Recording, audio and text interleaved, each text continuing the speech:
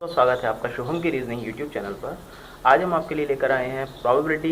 एक ऐसा टॉपिक है जो कि मैथ्स में सबसे ज़्यादा यूज़ होता है और कई बार ऐसे क्वेश्चंस इस तरह से आते हैं कि आप लोग इसमें फंस जाते हैं। तो हम इसी को आज देखने वाले हैं, थोड़ा सा ब्रीफली समझने वाले हैं। अभी कॉन्सेप्ट मैं नहीं बताने वाला हूँ प्रॉपर, लेकिन इसमें आज हम ब्रीफली समझने वाले हैं कि इसमें क्वेश्चंस किस किस तरह के होते हैं और हम कैसे कैसे हम इनको सॉल्व करने वाले हैं। चलिए शुरू करते हैं। प्रोबेबिलिटी का टॉपिक देखने वाले हैं कि इसमें किस किस तरह के हमें कॉन्सेप्ट मिलते हैं और कैसे हम इन क्वेश्चंस को सॉल्व करते हैं। सबसे पहले तो मैं बात करूँ प्रोबेबिलिटी की। प्रोबेबिलिटी को हम हिंदी में प्रायिकता बोलते हैं और प्रोबेबिलिटी का फॉर्मूला क्या होता है ये भी एक बार देख लेते हैं। प्रोबेबिलिटी का फॉर्मूला हमारा होता है favourable events upon total events.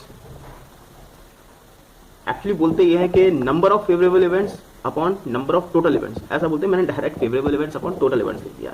चाहे तो आप यहाँ ऐड कर सकते हैं number of favourable events and number of total events, right. ये फॉर्मूला होता है प्रोबेबिलिटी का।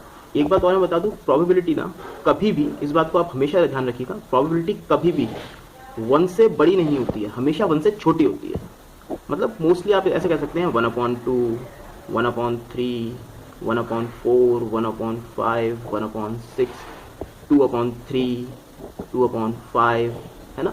कुछ इस तरह की फॉर्मेशन रहती है प्रोबेबिलिटी की, ये ध्यान रखिएगा। मतलब प्रोबेबिलिटी कभी भी 1 से बड़ी नहीं होगी, 1 से हमेशा छोटी होगी। इस बात को हमेशा नोट डाउन करके रखिए, क्योंकि ये आपके सबसे ज़्यादा काम में आने वाली है ये बात। इसे मैं स्टार मार्क कर रहा हूँ ताकि आप इंपॉर्टेंट के तौर पर इस बात को समझ लें कि प्रोबेबिलिटी कभी भी 1 से बड़ी नहीं होती है।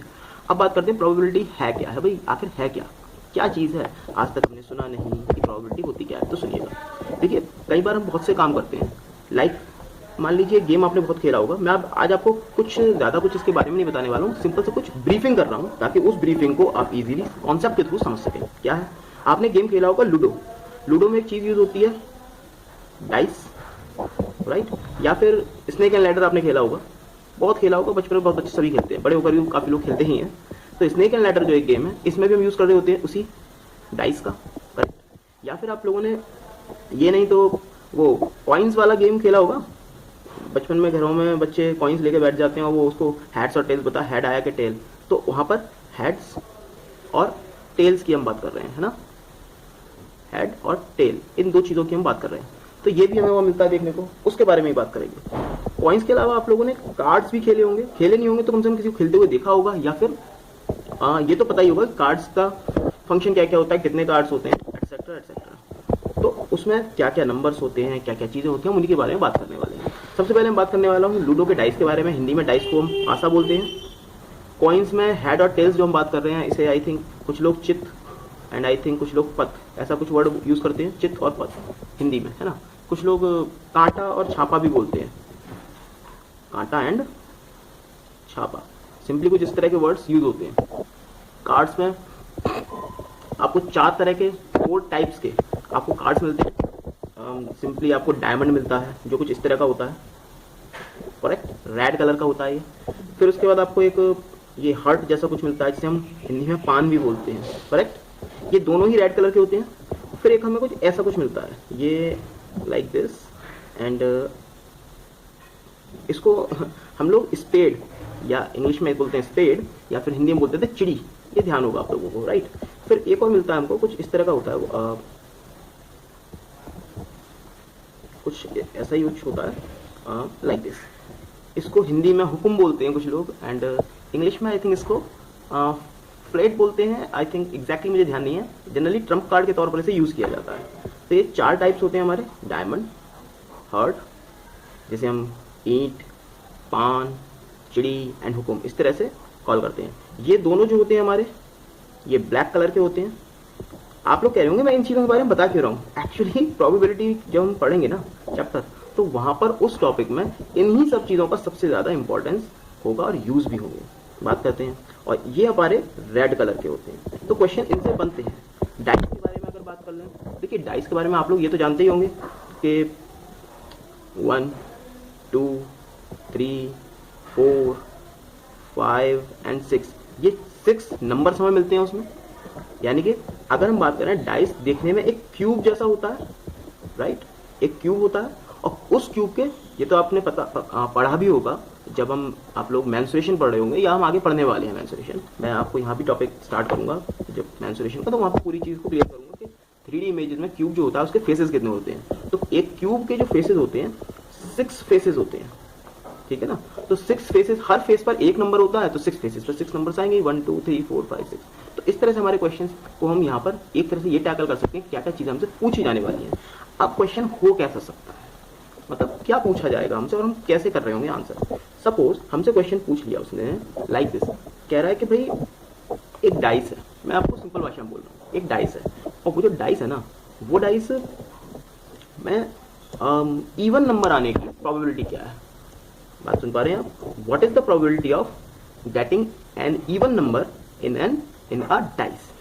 तो इसी चीज को मैं यहां लिख रहा हूं, what is the probability of getting an even number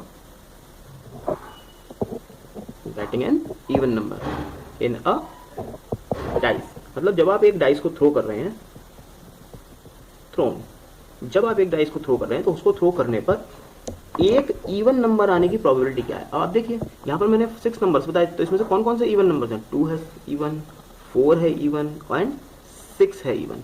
तो टोटल मेरे फेवरेबल इवेंट कितने हैं, मतलब जो पूछे गए हैं वो कितने हैं, एक बात ये है। दूसरी, और टोटल इवेंट्स कितने होंगे भाई, प्रोबेबिलिटी निकालने का फॉर्मूला तो यही है। इसी फॉर्मूले के बेसिस पे जब मैंने ऊपर वाला जो दिखा रहा हूँ आपको, ये number of favourable events, number of total events, तो इन्हीं इवेंट्स के बेसिस पर, इसी फॉर्मूला के बेसिस पर हम क्वेश्चन को सॉल्व करने वाले हैं। तो यही तो हम देखने वाले हैं। चलिए जरा समझ लेते हैं इसको भी, हम क्या कह रहा है। तो इसको करने का सिंपल मेथड है क्या, हमें करना सिर्फ इतना है कि सबसे पहले तो हमें फेवरेबल इवेंट निकालने हैं कि फेवरेबल इवेंट होंगे कितने। तो फेवरेबल इवेंट कितने आएंगे भाई, उसने कहा इवन नंबर आने के चांसेस, तो इवन नंबर है कितने, 1 2 3 नंबर है। तो हमने यहाँ पर फेवरेबल इवेंट हमारे 3 हो गए। ऐसे ही टोटल इवेंट्स, मैं आपको अभी बिल्कुल सिंपल लैंग्वेज में समझा रहा हूँ, फिर हम पूरा का पूरा कॉन्सेप्ट के थ्रू समझेंगे नेक्स्ट वीडियो में। टोटल इवेंट्स हमारे क्या होंगे, टोटल इवेंट्स हमारे हैं यहाँ पर भाई, टोटल काउंट करेंगे ना, टोटल कितने हैं 6 है, तो टोटल इवेंट्स हमारे 6 हो गए। यानी कि जो हमारी प्रोबेबिलिटी हमारी आएगी वो क्या आने वाली है, favourable events upon total events, यानी कि आंसर कितना आ गया 1/2। तो कुछ इस तरह से हमसे क्वेश्चन पूछा जाता है और ये इस तरह के हमारे आंसर आ रहे होते हैं। ये मैंने आपको एक छोटा सा ब्रीफिंग की है और छोटा सा बेसिक बताया है कि आखिर क्या पूछ लेता है, किस तरह के क्वेश्चन बनते हैं। और जनरली अभी मैंने सिर्फ एक बिल्कुल ही डाइस के ऊपर बिल्कुल सिंपल कॉन्सेप्ट लिया है। हो सकता है यहाँ पर बोला गया था what is the probability of getting an even number in an dice thrown, एक डाइस थ्रो करने पर पूछ लेगा कि इसी क्वेश्चन को लिख देगा कुछ इस तरह से, what is the probability of getting an odd, अभी मैं ऑड लिखने वाला हूं, an odd number in 2 dice thrown. जब 2 डाइस थ्रो किए जाते हैं तब क्या होता है, तो उस कंडीशन में क्या होगा भाई, देखिए सीधी सीधी बात, 2 डाइस थ्रो किए जाएंगे, वो कंडीशन हमें पता करनी है। तो इसे मैं आपको दे रहा हूं होमवर्क के लिए, इस क्वेश्चन को आप इसे करके देखिएगा और फिर नेक्स्ट वीडियो में इसका आपको प्रॉपर कॉन्सेप्ट के साथ सारा आंसर बताने वाला हूँ। वीडियो को मेरी लाइक कीजिएगा, शेयर कीजिएगा और चैनल को सब्सक्राइब करना बिल्कुल मत भूलिएगा।